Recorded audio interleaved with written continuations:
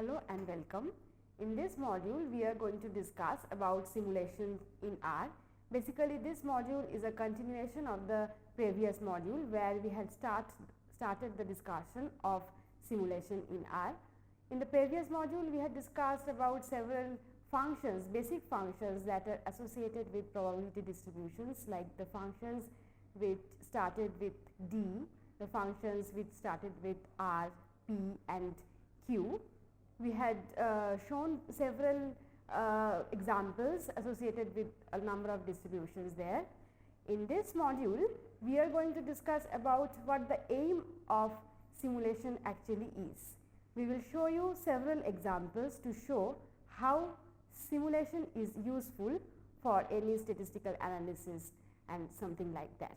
So, let us start the discussion here. So, in this module, we are going to learn basic objectives of simulation, how simulations can be used to test our statistical intuition, and finally, the use of simulation for comparing the power of two different tests. So, in this module, our primary objective is to start learning the things which can be done using simulation. Many a times during the time of solving complicated problems, we often use simulation to make things simpler, or you can say less complicated. So, starting from this module, we will discuss some of the cases where we do need to execute a simulation study. So, let us start with the objective of the simulation. We do have a number of objectives here, as you can understand later. Firstly, simulation helps us to test our statistical intuition. What does it mean?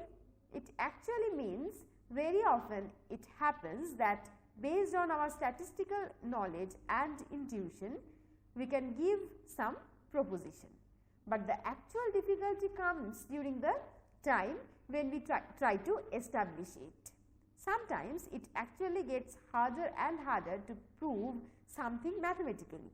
In those cases, simulation might help you out and show you some excellent alternative which can be difficult to solve mathematically otherwise. One more thing is that in some of the cases, although we can think of mathematically solving the problem, but it is not worth devoting so much time and energy where we do have some alternatives of solving them using simulation. So, this is wise to use simulation in those cases. We will discuss about these aspects explicitly with examples in the later part of this discussion. But before that, let us find the other alternatives where simulation works magically. Now, think of the case of testing of hypothesis. In those cases, what we often do is we construct some test and then compare the power of them with that of some existing testing procedures, which are relevant to our proposed one obviously. Here, our interest primarily centers around finding the best test comparing the power of them.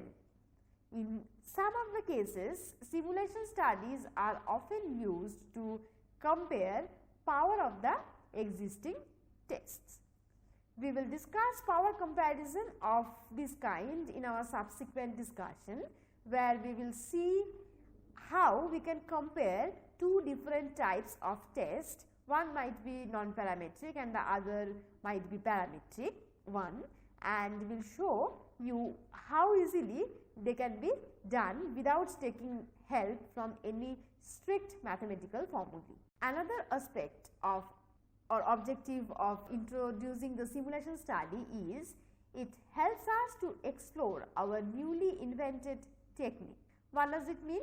Let us talk about it a bit explicitly. Suppose we are working on a model based on a particular field of study, and also suppose we have proposed something new and trying to build up a new model based on our intuition. So, what do? Usually, we take the help of an existing data set and start doing experimentation with that. Maybe our objective is to observe how will our proposed model behave in the presence of some factors, and we can always do that with the help of a particular data set. But the thing is that, do we manage to have our desired data set always? Can we have the data set always? Even if we have some, things will not work always if we try to find out how robust our method is, or will the inference differ substantially in case of a new data set. If we use a new data set, then will our inference change? That is our objective. That should be our objective. To answer these kinds of questions, we need to have a handful of data sets to validate, and by using several simulation techniques, we may have a large number of data set of a particular kind, which will fetch out any underlying story of our proposed model, whether they are robust or not, or something like that. So, with a data set, we can only do experimentation of a particular kind, but simulation study helps us to do this experimentation again and again with a number of instances of different types. Now, let us illustrate the points one by one. For this, let us take up some examples. Based on the discussion in our previous module, by now we know that how to draw random samples from a particular distribution and what are the arguments that are needed to be given. We are applying that thing here only. So, consider a simple example. Suppose we are tossing 4 coins, or a coin 4 times. So, the size is 4 here. As we all know that each of the tosses may result either head or tail. Also, suppose the probability of getting a head is 0.4. So, it is an unbiased coin. You can take the value of p, any value between 0 to 1 here. You can even take p is equal to 0.5 to make the coin an unbiased one. Now, since we are tossing the coin 4 times, so it might give 0, 1, 2, 3 or 4 number of heads. Now, suppose our question is, what are the probabilities of getting 0 or 1 or 2 or 3 or even 4 number of heads? Then we know, by now we know what are needed to be done. Just use the d-binom function, which will give you the details of the probability masses at any particular point. Exactly that thing had been done here. Have a look at the output. Here we are having the probability masses at each of the points.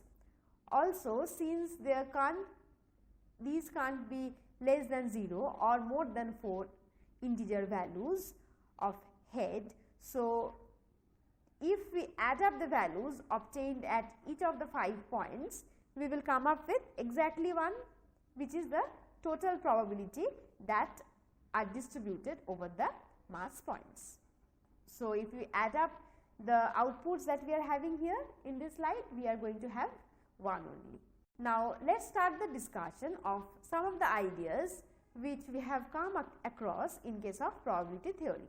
We know what the classical definition of probability is, as well what is actually frequency definition of probability is.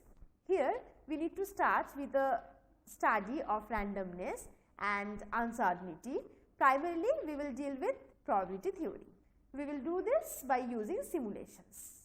Again here as well we are dealing with 2 stones positioned in left and right. This is a bit new one, unlike the previous one, and we are denoting the one which is left as L and the one which is tail, which is right, as R. Now, the thing that we do here is that we will drop raindrops over these 2 stones randomly, and let us see what happens. Here, what does our intuition tell us? It tells us, as the number of raindrop increase, the relative frequency for a particular stone to get a raindrop stabilizes around a particular value, which happens to be the probability of getting a raindrop for the particular stone as well. So, let us check how strong our intuition is. That is what we had told earlier as well. So, with the help of these virtual falling of the raindrops, let us see how far we can convince ourselves or anybody else with our intuition. So, here we are executing the virtual experiment of falling raindrops. Like here the rainfalls are dropped 50 times, and if it falls over the right stone, we will write down 1 and will note 0 whenever it falls over the left one. So, as we can easily understand, we are going to have a sets of zeros and ones after the completion of this experiment. Also, let us assume that we are dealing with 2 such stones for which the probability of falling a raindrop is equal both for the right and the left one.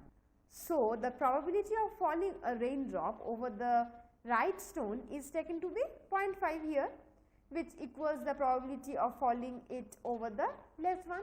So, this is what the experiment is. So, as we can see here, we have fixed the size to be 1 and the prior probability of falling a raindrop to be 0.5. And then with the R binom function, we are actually trying to find the number of raindrops which drops over the right stone. We are plotting the output within the variable, we are storing the output within the variable rain underscore drops, where 1 denotes the number of raindrops in the right stone and 0 will be the number of raindrops over the right stone, as we had told you earlier also. So, this is what we are getting as an output from this virtual experiment. So, these are just some numbers, but we want to know something more from it. We know we can know more conclusions from here as well. So, let us see what are they. We might be interested in what are the total number of raindrops in the right stone in these 50 virtual drops. Once we get that, next we might be interested in what actually is the proportion of raindrops over the right stone in these 50 trials. We can get those answers from here only just by observing the output that had been shown in the previous slide. Now, how do I get that? Just add up all the ones and you will have the total number of raindrops over the particular right stone. Here in R, we just need to write down sum of rain underscore drops and we will come up with 21. And to find the proportion of raindrops over the right stone, we need to divide the total number of heads by the total number of times the rainfalls had fallen and raindrops had fallen, and this is what we are getting here. We have shown this here only. Here for this particular virtual experiment, we are having the proportion of raindrops over the right stone to be 0.42, and this is what the relative frequency of raindrop over the right stone actually. Now, we are in a position to replicate the experiment again and again because we do need that. Instead of considering only these 50 drops, we can consider some more sets considering 50 number of drops again and again. Particularly, we are doing this thing here. Actually, practically it is impossible because it is not going to be easy to count the raindrops over a stone for such a huge number of times. But virtually, it is even easier than what we can think of, and it takes only a few times to get the result out of it. This is another significance of simulation study, where you can have a huge number of data within just a few seconds. Let us suppose we are doing this again and again for n many times. Now, let us observe the number of raindrops over the right stone for each of the n repetitions of 50 number of rainfalls. Interestingly, we may observe that the number of rainfalls over the right stone will lie around 25. So, now let us actually observe what is happening here in the R code. This is the R code.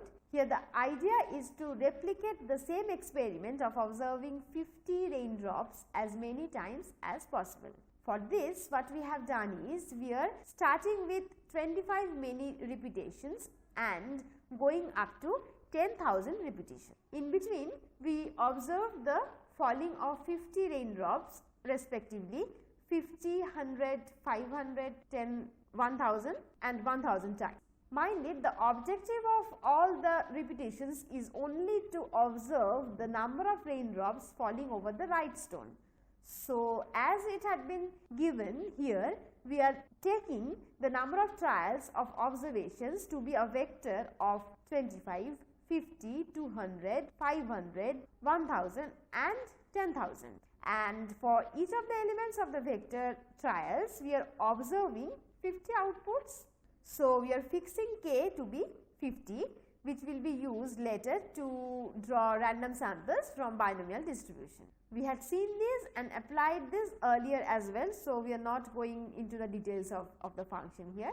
Now, what we are doing is we are observing the sum of the right stone rainfall hits considering each of the 50 raindrops first. Then we are observing what this sum would be when we are repeating this whole thing for 25, 50, 200, 500, 1000 and 10,000 many times, and also we are storing them within the variable output for each of the cases.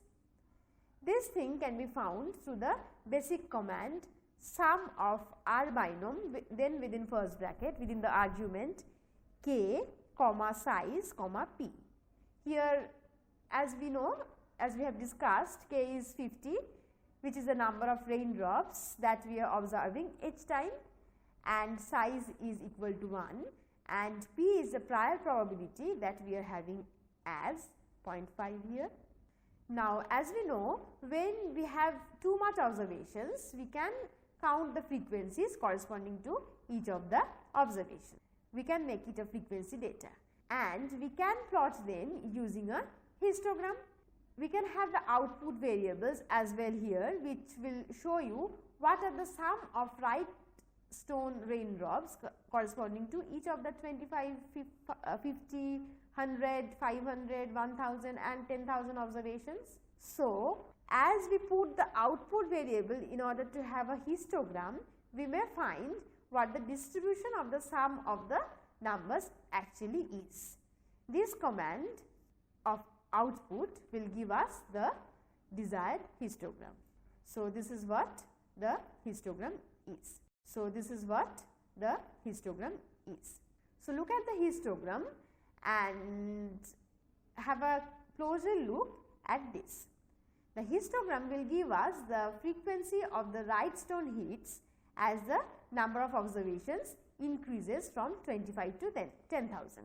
Here, it should be noted that the most frequently occurring number of right stone hits is in the range of 25. Now, what 25 signifies here? Here 25 is exactly the half of the total number of raindrops that we are observing each of the times. Now, if you observe the whole thing properly, then you may find that although we are getting most of the frequencies lying around 25 from the very beginning, but they are stabilizing around 25 more and more with the increase of the total number of observations under study. And as we are dealing with more observations, so indeed we are having a clearer view from the plot corresponding to the 10,000 observations if we compare it with the case when the total number of repetition is 25. So, through this example, it would now be easier for us to understand how important simulation is in order to check our statistical intuition. Next, we will concentrate on demonstrating the next aim of simulation study, which is to compare the power of two or more tests. As we have told earlier, these may include one newly proposed test together with some existing one, or it might be the case that all the tests that we are aiming to compare are based on existing ideas. So, there are some existing tests that we are aiming to compare here only. So, we discuss such kind of a test here. Previously, we have also discussed about such kinds of power comparison. Just remember that. We quickly revisit that thing here. Here in this problem, we are considering only a part of the thing that we had discussed earlier. Here, the purpose of the study is to compare the power of the two sample t-test versus Wilcoxon test, which is a non-parametric one. The first one is parametric and the second one is non-parametric. Now, in order to accommodate both the tests, we are taking the underlying distribution from which we are drawing the data to be a normal one, and we are dealing with normally distributed data. So, we are going to specify the sample size and the number of simulations to run with. Here the simulation size is 200 and the sample size is 10.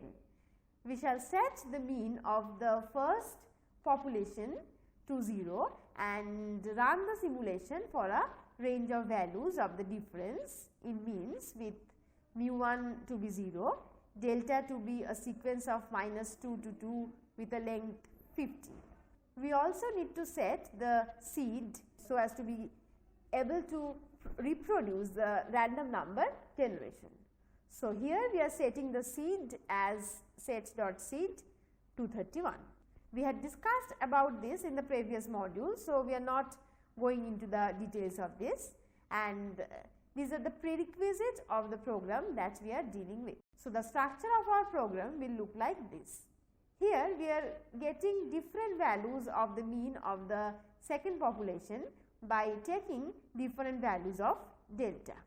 Then with these two sets of means we are varying I from 1 to the simulation size, which is 200 here, and we are doing the following three things here, which are firstly the generation of the ith sample, then performing the ith set of tests, and finally checking if the test rejects the null hypothesis of equality. Then we will calculate the simulated power as well.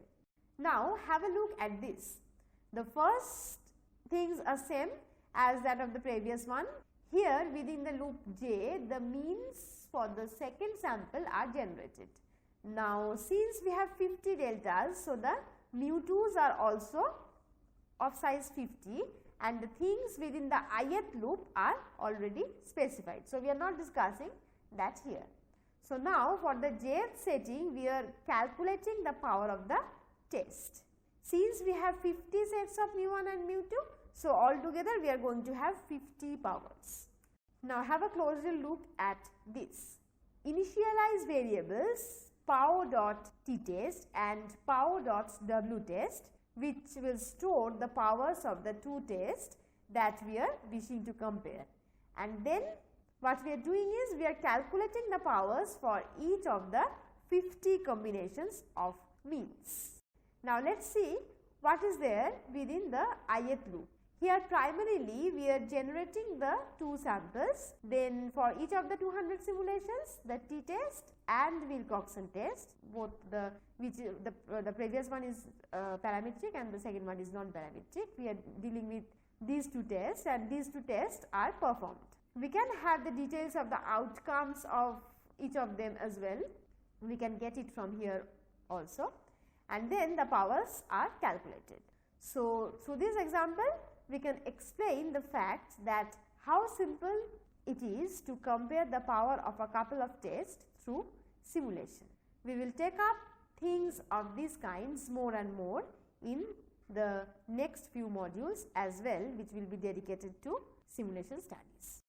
So, as you can see from this module, we had some idea regarding the aim of simulation, and by the help of the examples which are given here, we have seen that how simulation studies are used to test our statistical intuition, to compare more than one the test of more than the power of the